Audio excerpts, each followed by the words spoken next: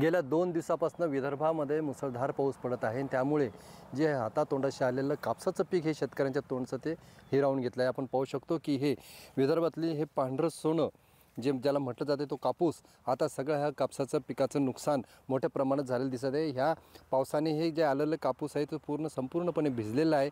त्याचे जे कापसाचे जे बोंड आहे ते सुद्धा असे काळवंड व्हायला लागले आहेत आणि त्यामुळे या शेतकऱ्यांचं मोठ्या प्रमाणात आर्थिक नुकसान होताना दिसत आहे।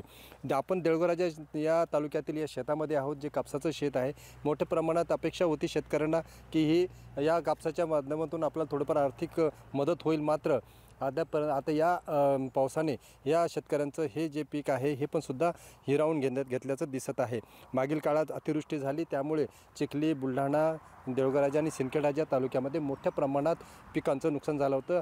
सोयाबीनचं मोठं नुकसान झालं होतं। अद्यापर्यंत कुठली प्रकारची त्यांना आर्थिकसुद्धा मदत मिळालेली नाही आणि आता या पिकामुळे हे जे कापसाचं पीक आहे हे सुद्धा संपूर्ण भिजलं आहे। त्यामुळे आता शेतकऱ्यांचं जी अपेक्षा होती ती आता त्यामध्ये निराशा होताना दिसत आहे। त्यामुळे आता शेतकऱ्यांच्या या कापसाच्या पिकाचं तात्काळ पंचनामे करून त्यांना आर्थिक मदत करण्याची मागणी शेतकरी आता करत आहे।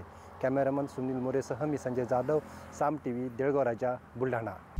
आता isakal.com आहे देशातील नंबर 1 ची मराठी न्यूज वेबसाईट। प्रत्येक अपडेटसाठी isakal.com ला नक्की भेट द्या।